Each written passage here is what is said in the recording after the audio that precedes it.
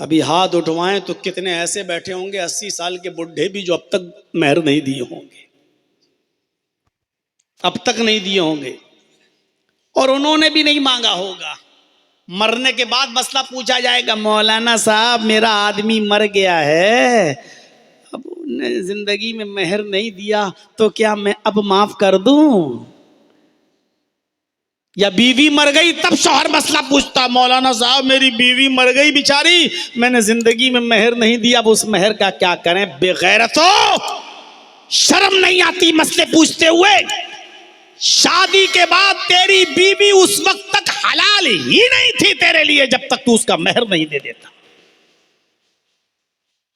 मेहर दो तब हलाल होती है। वो अपनी मर्जी से कह दे ठीक है अभी नहीं है, 2 महीने के बाद दे देना, 1 साल के बाद दे देना, तो अलग बात है। वो अपनी मर्जी से इजाजत दे सकती है, छोड़ सकती है, अलग बात है। और चाहे तो शौहर की गुर्बत को देखकर माफ भी कर सकती है। आप नहीं कह सकते मैंने तो लोगों की शर्म की वजह से डर लग रहा था बंधवा लिया इतना मेहर 5,000 10,000, लेकिन देने की ताकत नहीं, हम नहीं दे पाएंगे, माफ कर दे। अगर आप माफ करवा रहे हैं तो ये जुल्म है, ये जुल्म है। वो अपनी मर्जी से माफ कर दे, ये अलग बात है। वो अपनी मर्जी से माफ कर दे, ये अलग बात है, उसका पैसा है।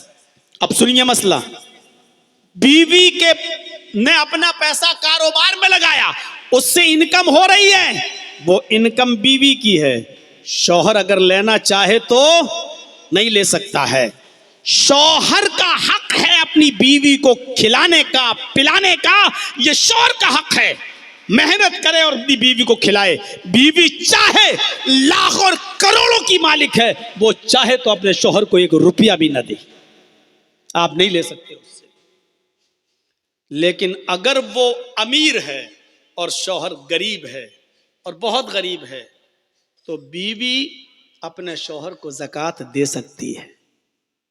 सुन लीजिए, बीवी अमीर है, वो अपने शौहर को ज़कात दे सकती है। जर्जीस, एक मिसाल दे रहा हूं, जर्जीस साहब की बीवी बहुत अमीर है, जर्जीस साहब बहुत गरीब हैं। जर्जीस साहब की बीवी जर्जीस साहब को ज़कात दे सकती है। ठीक, हम दूसरी जगह दें तो पहले शौहर ज्यादा हकदार है, उसने मुझे ज़कात का 1 लाख रुपया दे दिया, 50,000 रुपए लीजिए ज़कात है, हम निकालें दूसरे को, हम आप ही को दे देते हैं, आपको जरूरत है लीजिए। अब जर्जीस साहब 50,000 रुपए ज़कात के लिए अपनी बीवी से, अब वही पैसा हम अपनी बीवी पे खर्च कर रहे हैं, लो खाओ, अपने बच्चों पे खर्च कर रहे हैं, तो वही ज़कात का पैसा हमारी बीवी खा सकती है, हमारे बच्चे भी खा सकते हैं, उसके लिए ज़कात नहीं होगा, क्योंकि ये उसका हक है। शौहर से वो अपना हक खा रही है, ये शौहर की जिम्मेदारी है। ज़कात बीवी दे सकती है शौहर को, और शौहर जो खिलाएगा वो उसके लिए जायज होगा, उसके लिए हराम नहीं होगा, क्योंकि शौहर की जिम्मेदारी है खिलाने और पिलाने की। बिल्कुल वैसे ही जैसे जर्जीस साहब एक मजदूर हैं, एक लेबर का काम करते हैं। किसी तवाइफ ने मुझसे अपने घर की दीवार बनवाई, अपना मकान बनवाया, और मैंने उसका मकान बना दिया, दीवार उठा दी। उसके पास हराम का पैसा है, वो जिस्म बेचकर पैसा कमाती है, उसने अपना जिस्म बेच कर लाखों रुपए इकट्ठा किया है।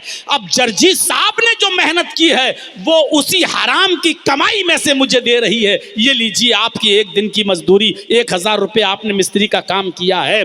उसके पास हराम का पैसा है, उसने जो कमाया वो हराम का है, लेकिन उसने जो पैसा जर्जीस को दिया है, जर्जीस उस पैसे को खा सकता है, इस्तेमाल कर सकता है। वो पैसा जर्जीस के लिए हराम नहीं है, क्योंकि जर्जीस ने मेहनत की है, उसका मकान बनाया है, उसकी दीवार खड़ी की है, वो पैसा उसके लिए हराम होगा, मेरे लिए हराम नहीं होगा। इन मसलों को याद रखिएगा।